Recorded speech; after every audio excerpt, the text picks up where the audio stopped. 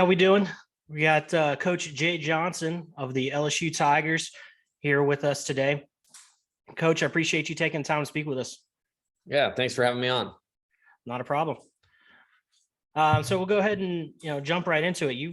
You've cleaned up on the recruiting trail this last year. I mean, number one recruiting class, brought in a ton of transfer talent.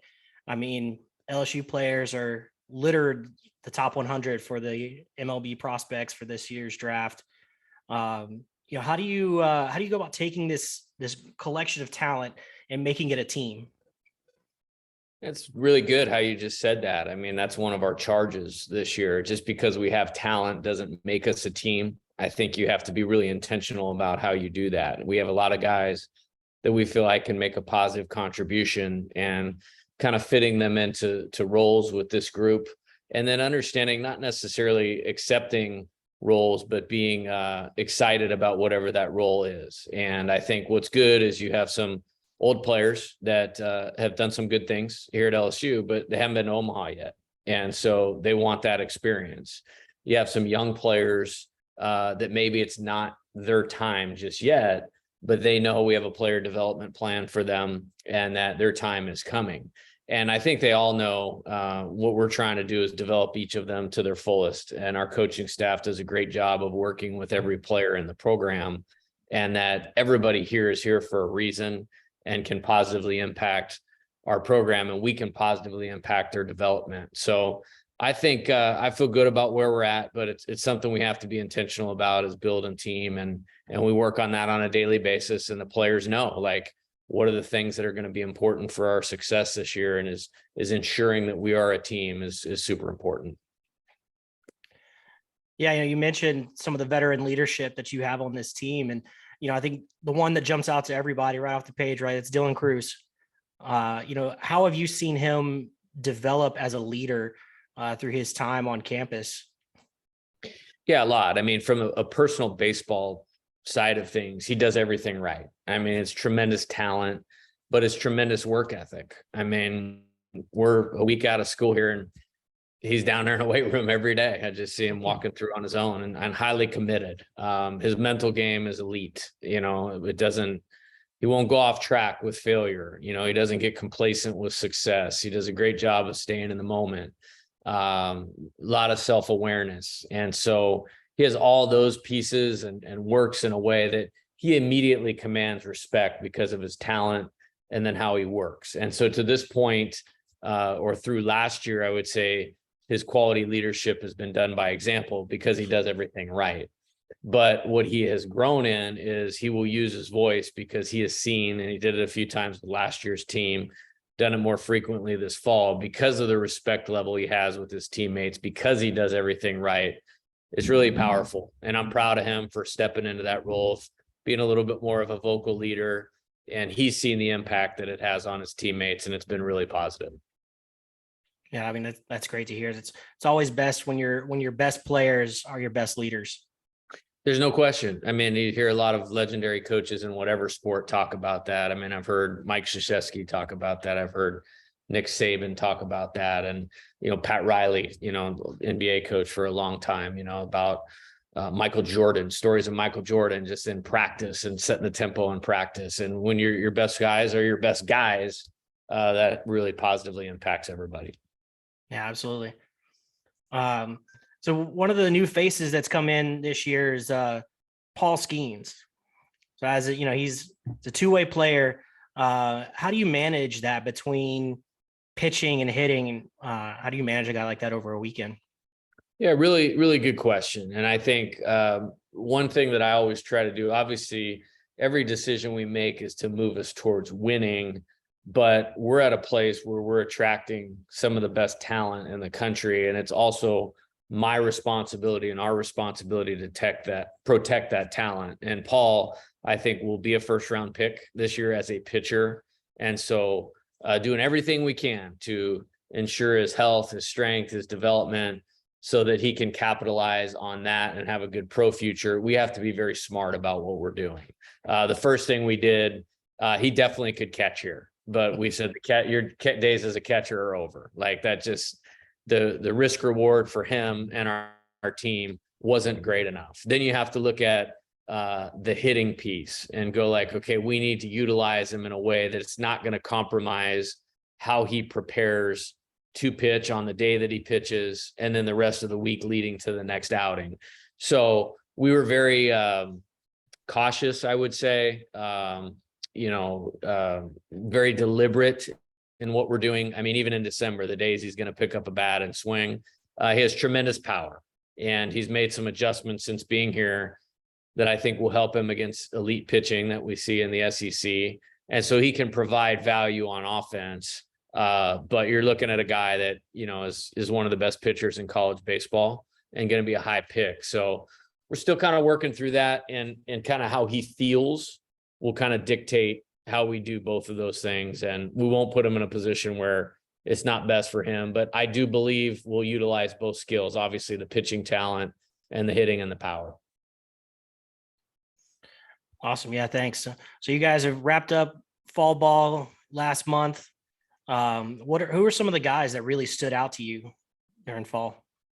Yeah, I think it was a fun fall from looking at the talent perspective, and then taking this talent and go like, okay, what do we need guys to do to help us win at the top of the SEC? And if you're winning at the top of the SEC, you're in contention to win a national title. I think the road to the College World Series, runs, and in the College World Series runs directly through our league. So what we try to do is put all of them in our base player development plan, and then expose the things that they need to do to get to that point. But some of the talent is exciting to talk about. As far as returning players, probably the few guys that really stand out, I think Ty Floyd and Grant Taylor made massive strides on the mound, and you could kind of see it coming. Like last year, they would give you flashes of really good stuff. They just needed time. They needed experience. And now adding pitching coach Wes Johnson to their development, those guys really, really excelled this fall. And I'm really looking forward to see the strides that they make. Those are probably the two returners that stand out. On the position player side, Jack Merrifield had an outstanding fall, which, he wasn't a prominent player for us last year, and really proud of him. He's one of those guys that just does everything right. And over time, those guys seem to find their way to improvement. And that was great to see out of him. Maybe a guy that was maybe off the radar a little bit that elevated himself. As far as the new players, there's a ton of new talent. Obviously, the name that stands out is Tommy White, tremendous power. But this guy's a real hitter as well, and did a nice job working and developing as a third baseman. So he'll play third, and very excited about his track and development. And, of the new hitters, he's the guy that probably jumps to the forefront. On the pitching side, very excited to add the transfers. You mentioned Paul Skeens. Thatcher Hurd from UCLA will be competing for a weekend rotation spot. Christian Little from Vanderbilt. Excited about those guys. And we have a freshman pitcher named Chase Shores that I think really, really stood out, and has a chance to impact us for a long time here, and is definitely a future ace in our program. You mentioned, Thatcher Hurd. He's coming off, a pretty significant injury. How's that development been? How's he been doing? Yeah, it's been great. He's fully healthy. I mean, his last outing in the fall was at Louisiana Lafayette, and he pitched 3 innings for the first time this fall. And that's important because as a pitcher, you're going up, down, up, down. And I think it was between the second and the third, it was between his first and second inning, because we were on the road. We had a long inning, like 4 runs. They made a pitching change, and he was able to go back out there and actually got stronger in the second and the third inning. And seeing how he recovers to the up down was a big hurdle, I guess you would say, to get over, but couldn't be feeling better. He's doing great work with our new strength coach, Derek Krumer, strengthen his core and lower back area. And right now you wouldn't know he had any medical history based on how he's doing. That's great to hear. So you've been through one season in the SEC, and which coach gives you the most stress when you're prepping against them? That's a good question. They don't give me any stress. Now, some of the some of the players they recruit give me stress, and I think that's what makes the SEC is the players, and I think you look at some of the early mock draft stuff, and we certainly have a lot of guys up there with Dylan and Paul and Grant and Ty Floyd and Christian Little and Trey Morgan. Those guys, like, it's across the board, it's Dollander at Tennessee, Wyatt Langford at Florida. We don't play Florida this year. But yeah, it's more about the players. I certainly respect all of my peers and colleagues in the league, and they're fun to compete against because we all have really good players on our team. So outside of baseball, I know baseball is mostly, is your life. But outside of that, is there anything that, that you do as a hobby? Any other hobbies outside baseball?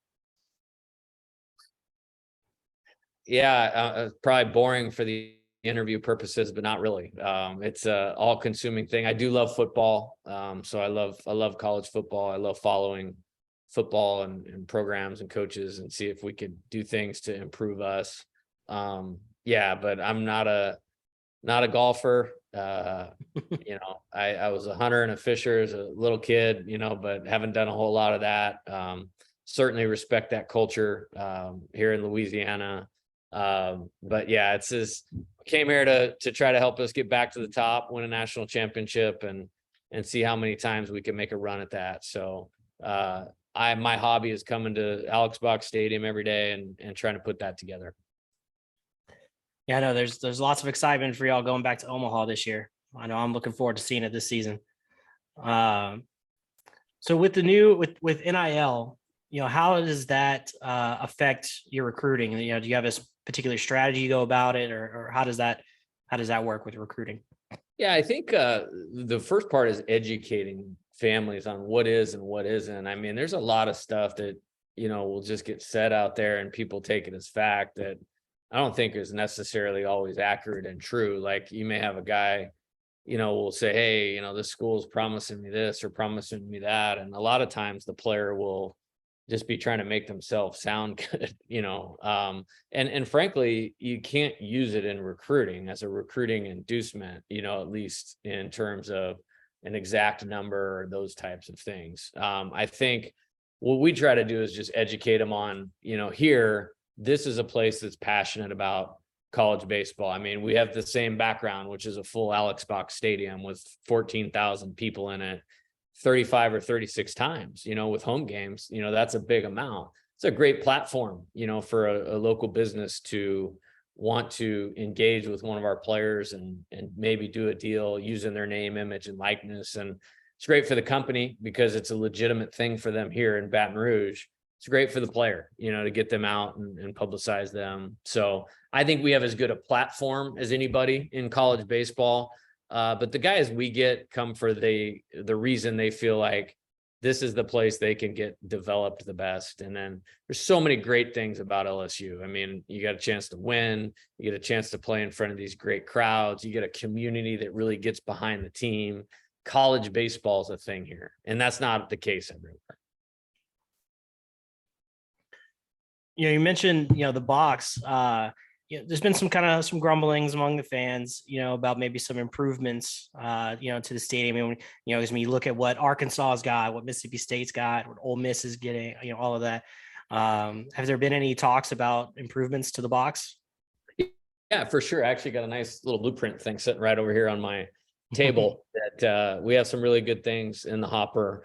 I want our fans to be happy because they create a great home field advantage for us. And so I will say that's not my expertise. And we have people in our athletic department that, are really good at those types of things. We have great facilities here at LSU. Now, the part that we want to be the best at is the player development and the player amenities. And so we have some really good things in the hopper to continue to advance those. Now, with that being said, I'm really grateful for what we have. We have a beautiful locker room. We have a beautiful team meeting room. We have probably the best on site, meaning at your stadium, baseball only weight room in the country. So I want everybody to know I'm super grateful for what we have. With that being said, people in the SEC are investing in baseball at a high level. And I think it's important that we continue to do that as well. Well, one more for you, Coach, and we'll get you out of here. What is your favorite food place in Baton Rouge? Ooh, man, that's tough. Because there's so many good ones. I'm a big fan of Phil's Oyster Bar, and I'll be very clear, I don't eat oysters per se, but no matter what you have, their appetizer, salad, entree, it's good. It's a great environment. There's always, fans in there, and they've been great. But whether it's that, whether it's Geno's, yeah, like I said, I don't want to leave anybody out. I did have to work really hard.